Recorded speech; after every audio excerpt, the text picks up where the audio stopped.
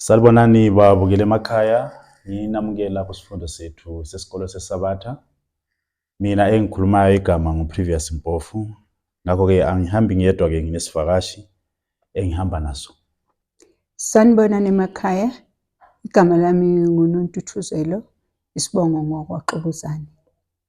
Siyabonga ke ngaphambi kokubana siqhubeke ngesifundo sethu siza ukuthi sithobisana amakhanda ngomthandazo.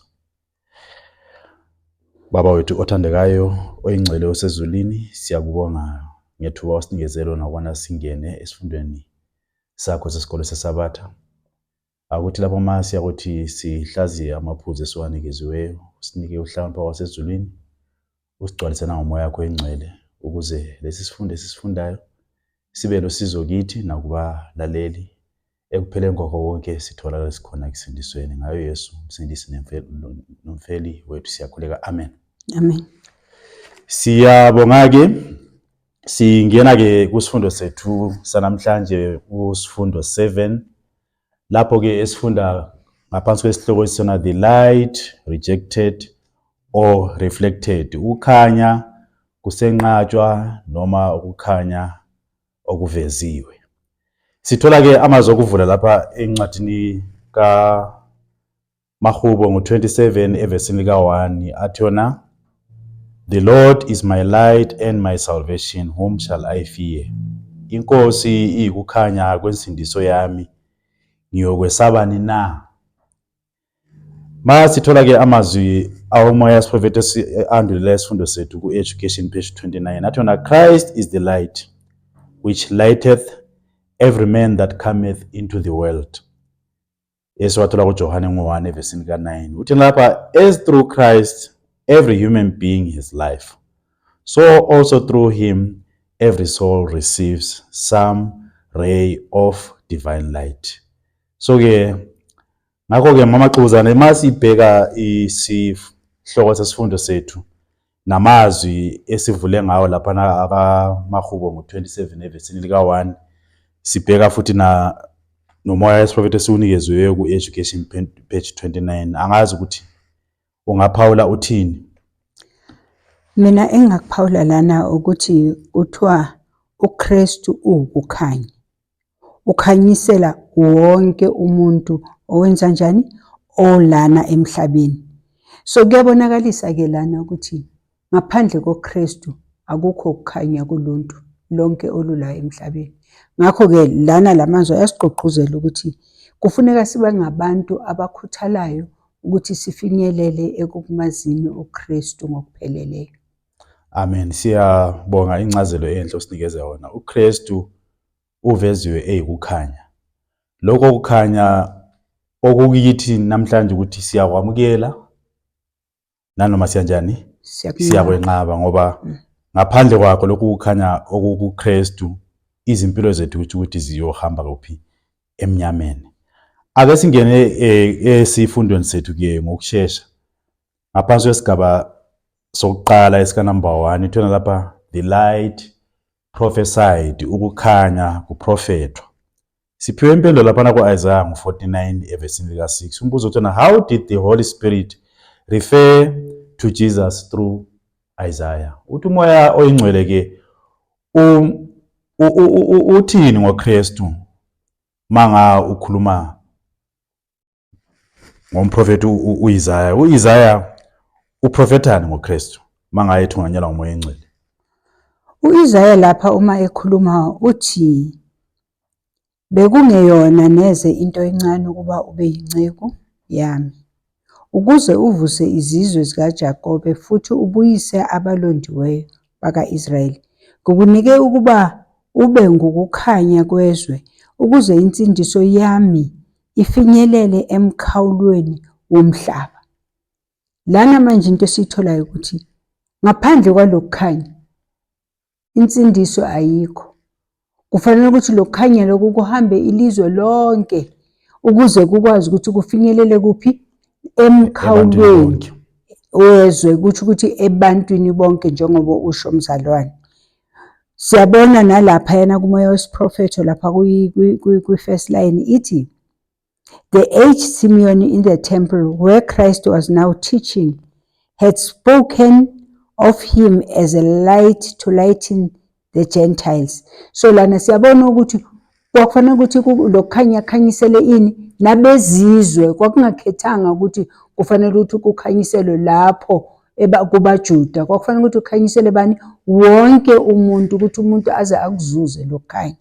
Amen. Siyabonga, kuyimpendulo enhle kakhulu. Lapha umprofeti uIsaiah mayethunganyelwa umoya engcwele umveza vele uKristu njengokukhanya, kwabantu. And more specifically usemveza ke uKristu njengokukhanya kwabezizwe. Anti siyazi ukuthi ekuqaleni vele ivangeli beliphiwe amaJuda njengesizwe esinjani esikhethekile. Kodwa ke lapha sokubalwa nabezizwe abayithi namhlanje. Ukuthi ke uKristu udinga ukuthi akhanyise noma abonise ukukhanya kwakhe ebantwini bonke. Bese sivele sangena lapha na ku B. Umbuzo wa number B uthi, how did Simeon identify Jesus when he was brought to the temple for dedication, and what should this cause us to consider? Ngubani lo Simeon mhlawumbe mamxubuzane mawungaphawula? Umveza kanjani uthi uKristu uyini manga efika etempelini ebona uKristu? Uthini ngaye? Uthi ukukhanya kokwambulela abezizwe nenkazimulo yesizwe sakho uIsrayeli. Usho njalo. So uSimeon uthi wambiza ngokuthi futhi ukukhanya. Yes.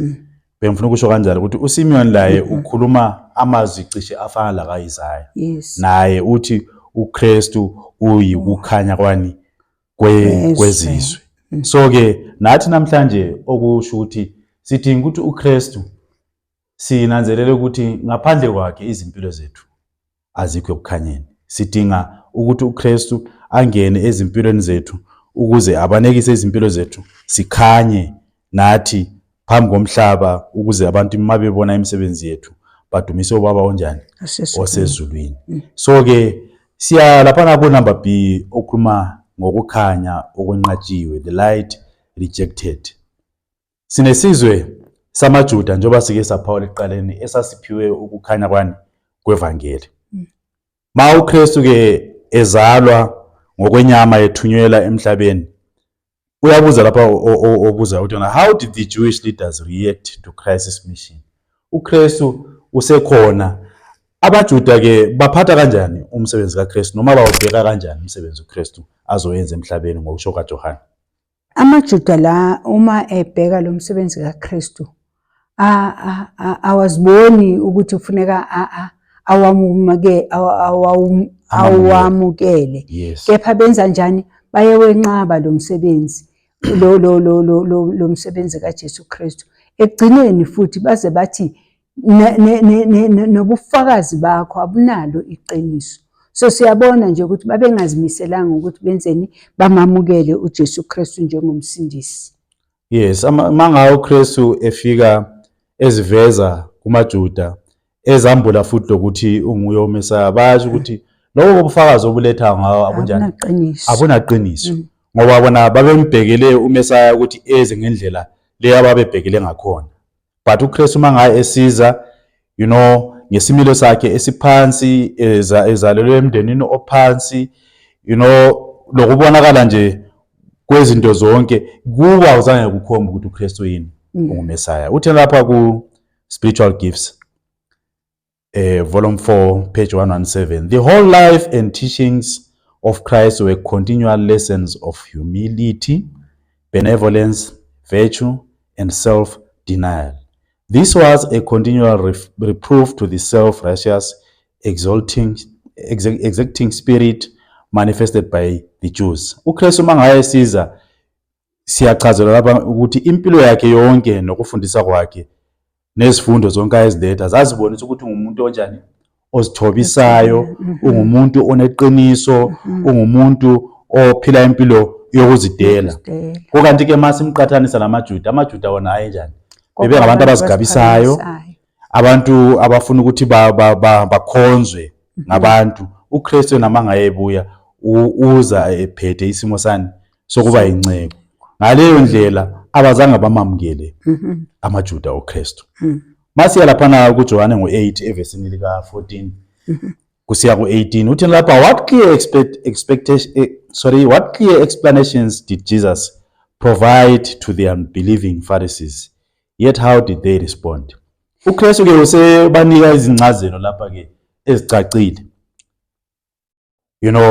Laba abaFarisi abanjani abangakholwayo uyabachazela ngezwi lakhe.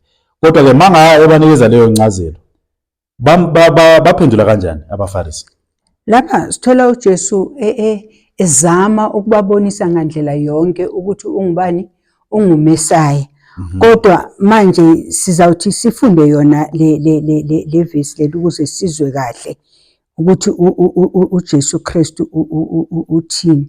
John 18 verse 14 to 18. Ithi, Jesus answered and said unto them, Though I bear record of myself, yet my record is true.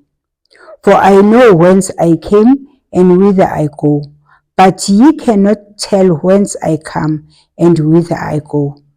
Ye Jesus after the flesh, I judge no man, and yet if I judge, my judgment is true. For I am not alone, but I and the Father that sent me. It is also written in your law that the testimony of two men is true. I am one that hear witness of myself, and the Father that sent me heareth witness of me. Lana kule ndawo lapha kaJohn 8 uyabachazela ngokucacileyo, kodwa kuthiwa uSathane ngendlela enze buthuntu izingqondo zabo abazange bakubone konke lokho uJesu Kristu wayezama ukubachazela. So kubuya nakithi uNkulunkulu usibhalele ezwini lakhe, wasitshela imithetho yakhe, wasifundisa konke uNkulunkulu.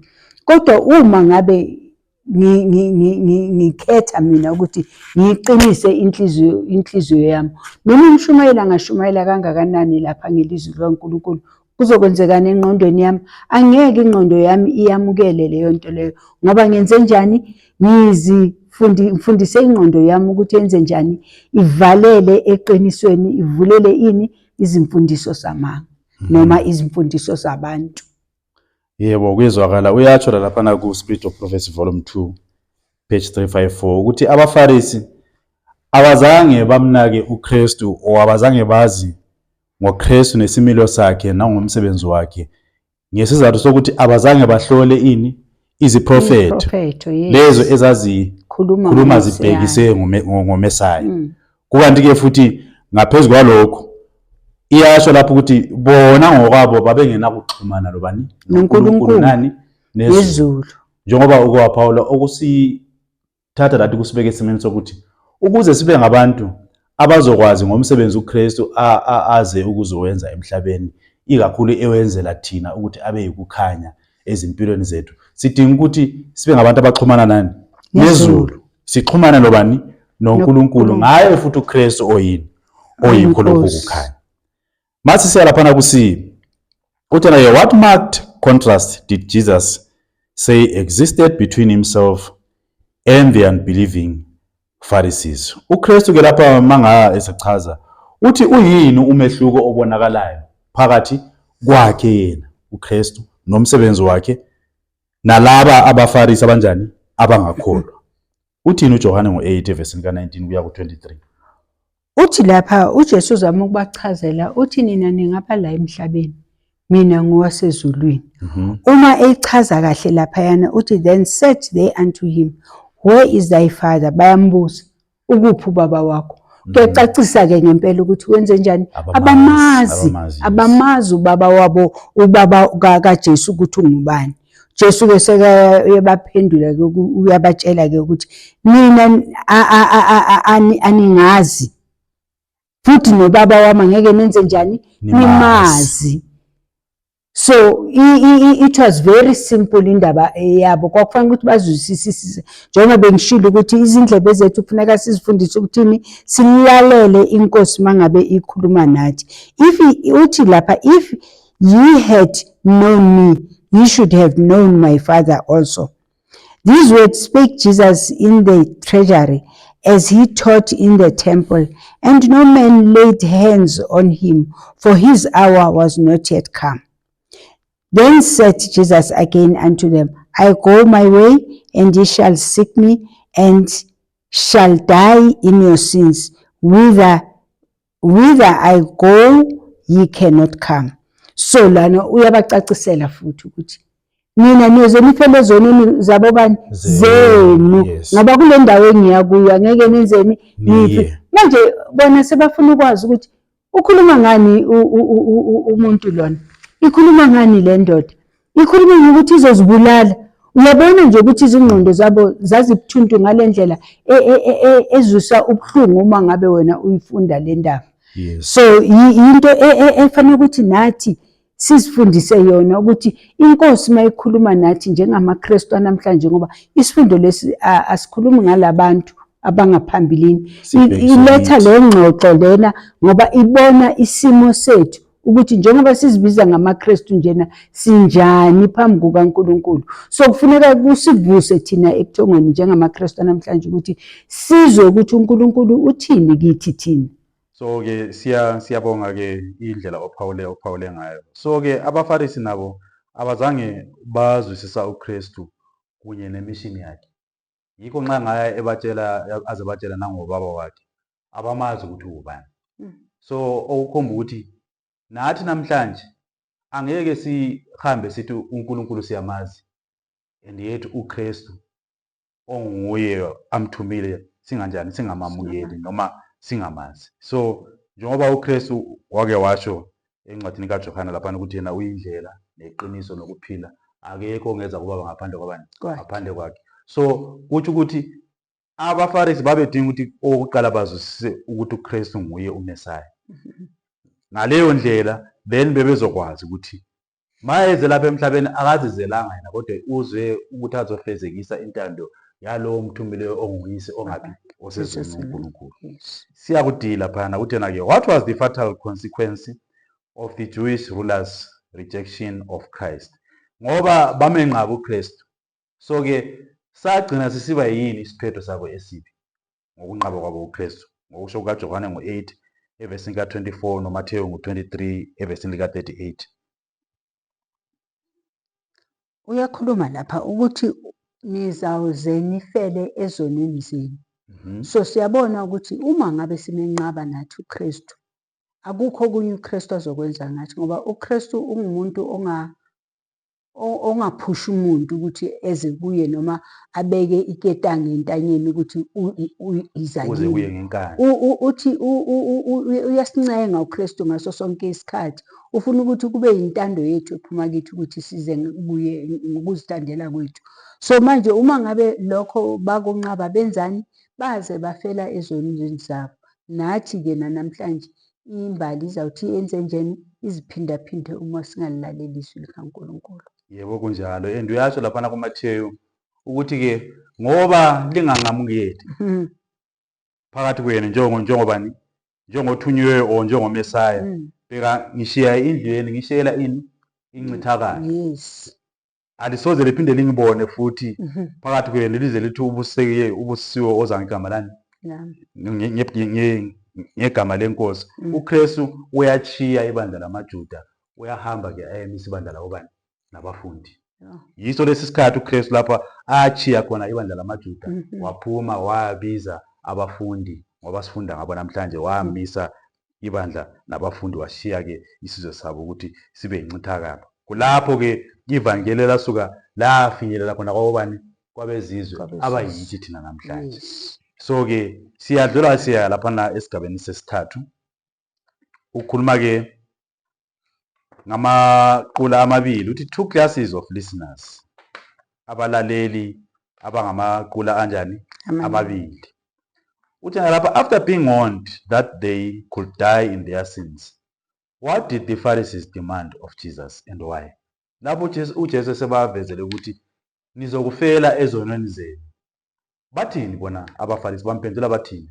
Yini abayicelayo kuye uKristu njalo kungani?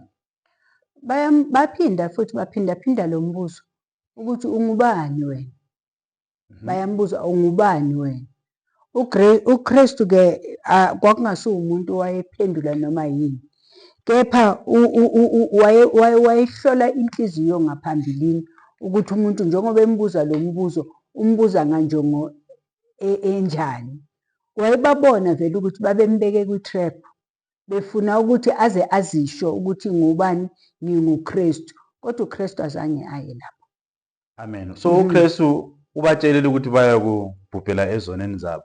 Bona kulokuthi banake inkulumo yokuthi balungisise ukuze bangapheli ezoneni zabo. Baqhubeka bembuza ukuthi ungubani. So bona banenjongo yabo engahambisani nale njongo enhle uKristu ayenayo yokuthi ababonise iziphambeko zabo ukuze banjani baphenduke. uKristu ke njengoba uPaulile azange abaphendule ngale ndlela abafuna ngakhona bona. Uthina ke lapha esigabeni sika B, how did the Savior answer them? Revealing his extraordinary connection with the Father. uKristu ke ubaphendula kanjani? Ngesikhathi futhi lapho esambula lokuxhumana kwakhe okungaphezulu anakho noBaba. Ngiyayithanda impendulo kaKristu lana, azange afune ukuziphindaphinda. Uthi lokho enganitshela khona kwasekuqaleni.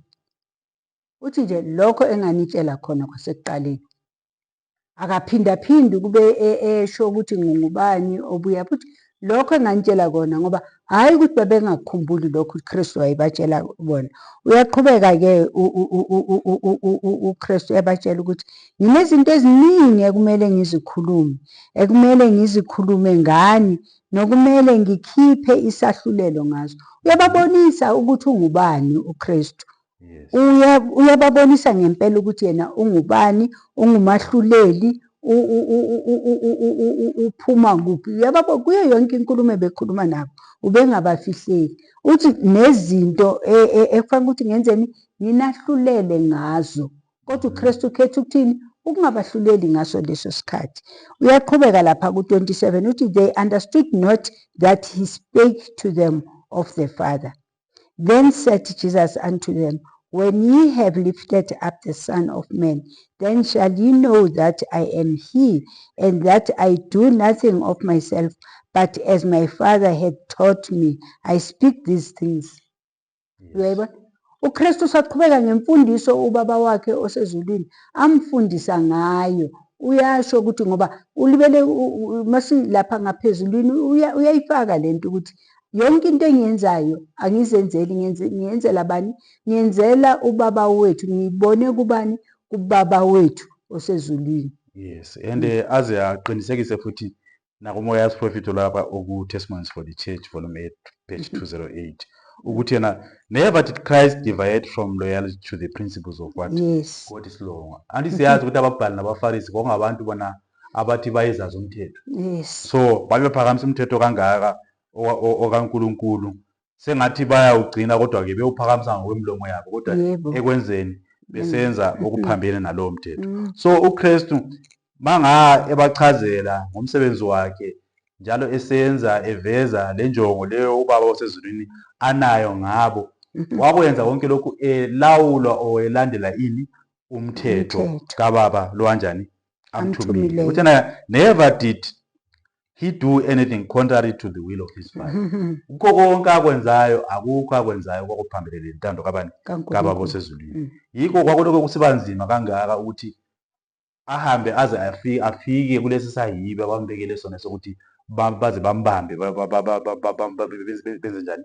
Bambulale. uKristu ke wawenza umsebenzi wakhe, wawufezekisa okweminyaka nale emithathu lengxenye. Lokhu bemlandelela bemthiya ngazo nezithiyo zabo abafuna ukuthi aziveze, kodwa bangamtholi ngoba wayesenza intando kababa onjani? Osezulwini omthumile, njalo futhi elandela nomthetho wakhe. Uthi lapha describe the daily walk of Christ with his Father. How we are to reflect that experience. Ithi lapha chaza indlela uKristu ayehamba ayehambisana ngayo noyise. Njalo ke thina namhlanje singambula kanjani or singaveza kanjani amava awempilo kaKristu or indlela uKristu ahamba ngayo. Njengoba sazi ukuthi uKristu wathatha indawo yobuntu, uma ngabe isimo somuntu, yes. isimo somuntu njengoba wayela emhlabeni. UKristu kuko konke lokhu wayekwenza, kuthiwa uKristu wayehleli emthethweni kaBaba wethu osezulwini, the commandments, wahlala kuzo. Kuthiwa lokho kwamsiza ukuthi athole ini? Athole uthando kuBaba wethu osezulwini. So nathi namhlanje uma ngabe sigcina imiyalo kaNkulunkulu, senza konke lokhu uNkulunkulu akushoyo, nathi uthando lokaNkulunkulu luzokwenza njani? Luyohlala kithini. Yes. So uyasho futhi laphana kuJohane ngo-15 verse ka-10 uthi na, if ye keep my commandments, ye shall abide in my love, even as I have kept my Father's commandments and abide in his love. Inkulumo engilanda lapha ngeyokuthi uKristu nxa ehamba elapha emhlabeni ukuze agcine ubudlelwano bakhe noyise buhlangene, walandela yonke imilayelo oyiziqondiso zikabani? Zikayise. So nathi namhlanje ukuze sibonise impilo uKristu ayiphilayo ehamba emhlabeni, sidinga ukuthi nathi sibe ngabantu abalandela imilayo kaNkulunkulu njengalokho uKristu laye wayigcina wahamba ngayo. Ngaleyo ndlela kuthiwa sizokuthola ukuthula ezimpilweni zethu, kukanti ke futhi lo thando lokaBaba luzokwenza njani? Luzokuhlala kithi. Amen. Siyaqhubeka laphana ke sisiya emaphethelweni esifundo sethu kusigaba sika number 4 uthena lapha, the light reflected, ukukhanya kuvezwa.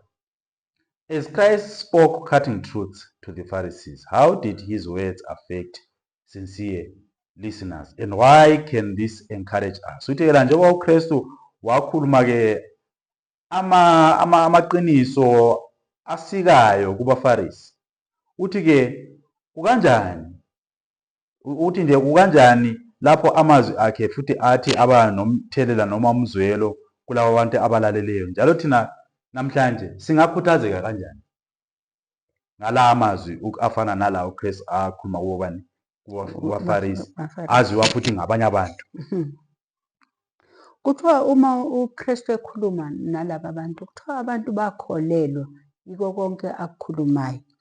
So la kithi kwincwadi esinikiwe lana The Signs of Times, February 6, 1896, ithi ministers who are giving the last message of mercy to the world, who are presenting the truth in sincerity, who are relying upon God for strength, need never fear that their efforts are in vain. No one can say that the arrow of truth has not sped to the mark and pierced the soul of those who are listening. Although no human eye could see the flight of the arrow of truth, although no human ear heard the cry of the wounded soul, yet the truth has silently cut its way to the heart. God has spoken to the soul, and in the day of final account of God's minister will stand with the trophies of redeeming grace to give honor unto Christ, to whom honor is due. God, who seeth in secret, will openly reward those who have declared the truth in his name. Amen. Amen. So la kukhuthazwa labo abakhuluma ngezwi likaNkulunkulu, abafundisi noma abantu abathunyelwe ukuthi bahambise ivangeli, ukuba baqhubeke njalo, kodwa kuthiwa iso labo lenyama ngeke lilenzeni, libone ukuthi izwi likaNkulunkulu lihlinze kangakanani umphefumulo noma inhliziyo yomuntu. Uthi kodwa ngalelo langa lelo lokugcina bazawuthi bathole ini? Umqhele wokuthi benze kahle phambi kwelizwi. Injalo nalapha kuJohane 8 verse ka-30 iphawula into efana nayo ukuthi la uKristu esethe wakhuluma amazwi asikayo kubaFarisi nakulabo ababelalele benabo, uthi iningi labo benza njani? Baphenduka bakholwa. So ke okuyindlela yokukhuthaza ukuthi nakubafundisi namhlanje nakubantu bonke abahambisa ivangeli akumelanga ukuthi babe ngabantu abaphelelwa ngamandla lapho mangabe nikeza izwi likaNkulunkulu elisikayo. Kodwa ke mangabe senza lo msebenzi onjalo, bakhona abanye abazakuthi beze kanjani? Baguquke. Yebo abanye bayosala belokhu bengontamo wezilukhuni, kodwa bakhona abathile abaza kuthintwa yilawa mazwi baphenduke bahambe endleleni yenkosi. Amen. Uthi lapha, besides ministers, who else is blessed by reflecting the light from heaven? Uthi ke ngaphandle kwabafundisi, ngabobani abanye ababusiseka ngalokhu kukhanya okuvela ezulwini? Ngabobani abanye abamele babusiseke ngalokhu kukhanya okuvela Lapha ezulwini? sesathola ukuthi uNkulunkulu usebenzisa abantu abanjani, abathobekileyo. So uNkulunkulu ufuna ukuthi abantu bathobeke. Yes. Uyakwazi uNkulunkulu ukukusebenzisa mangabe uthobekile. So ke ngaphandle kwabafundisi, uNkulunkulu usebenzisa inanoma ubani. Ubani? Lo Yes. uza ukuthi athobeke Avume. njalo agobe avume ukuthi enze intando kaNkulunkulu, kumbe ke sithi uNkulunkulu uza ukuthi asebenzise laba abantu abavumayo ukuthi anjani abasebenzise. Amen. So ke sonke namhlanje mangasibiziwe, uNkulunkulu usibizele ekutheni singasindiswa kuphela kodwa sikwazi ukuthi sisindise abanye abantu ngokuveza lokhu kukhanya sinikeze khona. Uyachaza lapha ku Testimonies for the Church volume 7 page 21. Umuqa uqala uthi na, men who are not called to the ministry are to be encouraged to labor for the master according to their several ability. Lapha ukhulumela inanoma ngubani. Noma ngubani. Ngoba abantu kaningi sinokuthi hayi umsebenzi wokuhambisa ivangeli ngowabafundisi. Hayi thina akusiwo lo msebenzi. Uthi lalabo abathi bona kababizwanga, kodwa akabafundiswe ukuthi uNkulunkulu uyabadinga ukuthi beze bazomsebenzela ngokwekhono lakho. Amen. Sibheka ke isigaba sethu esokugcina ke lapha. Ngaphandle kokuthi uqhubeke lapha. Okay. uNkulunkulu la uyasichazela ukuthi futhi khona la ekumoya wesiprofethi la kule ncwadi oqeda kuyikhuluma. Uthi lo msebenzi lo ungawusa kuphi? Ungawuqala emakhaya, kubangani bakho, nakubomakhelwane bakho. Uthi lapho abantu bangenza umsebenzi omkhulu kakhulu. Akudingeki ukuthi wenzeni, akudingeki ukuthi uphume mhlambe noma uye kude. Kodwa khona la iduzane, khona la ekhaya, ungaqala ukuthi ufundise abantu. Ngokuthi nje umuntu angafuni ukuhlanzeka, uyaqala uyashumayela lapha ukuthi uNkulunkulu uthini ngalokhu ngafuni kwakhe ukuhlanzeka. uNkulunkulu uthini ngabantu abalala lize lishone ilanga. Ungawuqala nje khona la umsebenzi ekhaya. Ungawuqala kumakhelwane wakho echazisela ngezingxaki zakhe, bese uyaqala ufaka ivangeli. So ke akudingi ukuthi mhlawumbe umuntu azahambe aye ezikolo zabafundisi ayefundela ukuthi enze lo msebenzi. Yebo. Mangawe ufunda kwenye indawo sisaba yethu uyachaza ukuthi yona le indlela osindiswe ngayo wena, o le indlela othe waguquka ngayo wena, ungayithatha uyenze omunye umuntu la enjani imguqule ngalokho ukukhanya okuncane nakho. Mangawe ukuthatha ukukhanyisa omunye umuntu kuba ukukhanya okukhulu. Amen. So ke sonke sibizele ekutheni sibe ngabantu abaphatha lo msebenzi wevangelisi kuse phambili. Yikho echaza ethena we are saved to what? To save others. Njengesibani esimele sibeke phezukani kwetafula, njengomuzi owakhiwe phezu kwentaba, sidinga ukuthi sibone ngabobani abantu bonke ukuze lapho mangabe besibona nemisebenzi yethu badumise ubaba ongaphi osezulwini. Mabe benjalo abantu already sebesenza intando kabani kababa osezulwini. U5 lapha uthi na bondage and liberty, ukugqili kunye nani nenkululeko. Yebo. Uthi lapha, what did Jesus say to the Jews that accepted him? uKristu uthini kumaJuda lawa athi amamukela, ngoba ayisibo bonke abamenqabayo. uKristu uthi kubo, uma nihlala ezwini lami ningabafundi bami ngempela. Niyolazi iqiniso futhi iqiniso lenza njani? Liyonikhulula. So kuyabonakala la ukuthi uma uhleli kuKristu, ufunda izwi lakhe, ufunda wonke amaqiniso wakhe, uzoba njani? Uzoba ngokhululekileyo. Angeke ube umuntu ngoba isono siyambopha umuntu kakhulu. Ngoba uyazi ukuthi uma wenze isono noma umuntu ethi sawubona, ubona ngathi ubonani? Ubona lento engasemuva kwakho oyenzile. So uJesu lana uthi sihlale kuye futhi sibe ngabafundi bakhe, sizokwazi ukuthola ini leqiniso leqiniso liyothi lenzeni lisikhulule konke ukubopheka kwethu okwenziwe yini okwenziwe yisono.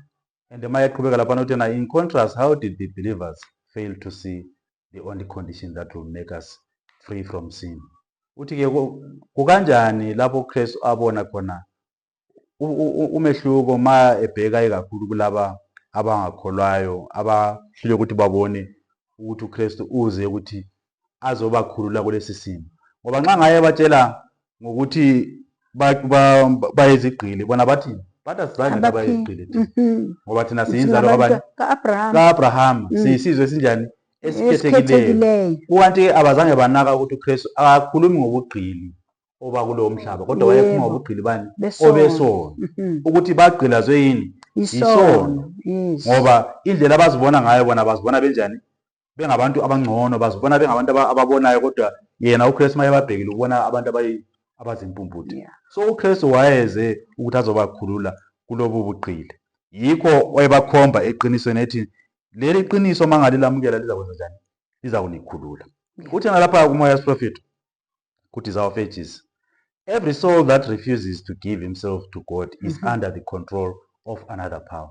Umphefumulo wonke owalayo ukuthi uvume ukulawulwa nguNkulunkulu kuthi ukuthi ulawula ngamanye amandla. Yebo. So lawa amanye amandla ayabe silawula ucacile ukuthi ngamandla kabani kaSathane, ngoba maye ngasika uNkulunkulu kusho ngakabani ngakaSathane. Sidinga ukuthi namhlanje sibe ngabantu esizithobisa ngaphansi kwentando kabani kaKristu o intando kabani kaNkulunkulu. Ngaleyo ndlela kuza kuthi kusebenzele ukutheni sibe ngabantu abanjani abasindiswayo. Uthi lapha the only condition upon which the freedom of man is possible is that of becoming one in Christ. The truth shall make you free. Uthi indlela kuphela ezasenza sikhululeke ikakhulu ngaphansi kwalobu bugqili besono kuyukuthi sibe munye noKristu, sixhumane noKristu. Manga uKristu ekhona kithi ephila phakathi kwethu, then isono asisoze sibe nalutho kithi. Yikho uKristu wakhuluma lapha kuJohane wathi ngoba inkosana yomhlaba, inkosana yalomhlaba injani iyeza kodwa ayinalutho kithi. Nathi sidinga ukuthi sibe njalo, ukuthi nanoma uSathane engafika azama ukuthi asikhombe ukuthi hayi wena ungowami ngoba unje athole ukuthi asinjani, asinjalo ngoba sixhumene nobani noKristu. Angazi ukuthi mangasi songa isifundo sethu kukhona mhlawumbe ongathanda ukuthi ukuphawule. Lana engakusho ukuthi lokukhanya loku kwalethwa ukukhanya kwenqatshwa. Namhlanje ke siyaphinda siyafunda ngalokukhanya.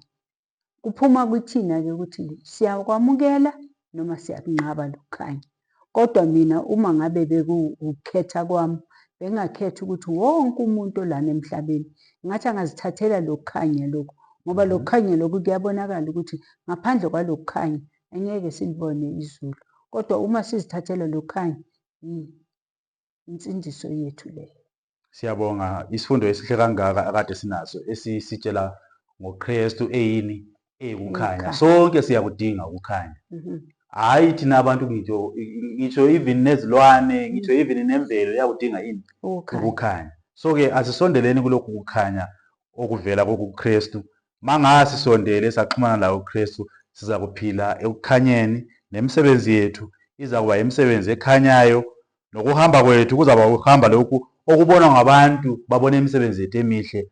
Ekugcineni bathande labo ukuthi beze bazihlanganise nalokhu kukhanya esikulandelayo, sonke sibe ngabantu abanjani abasindiswayo. Inkosi ke isibusise babukele ngalesi sifundo sethu akade sinaso, enthemba ukuthi mhlawumbe kukhona emakhaya lezithathele khona.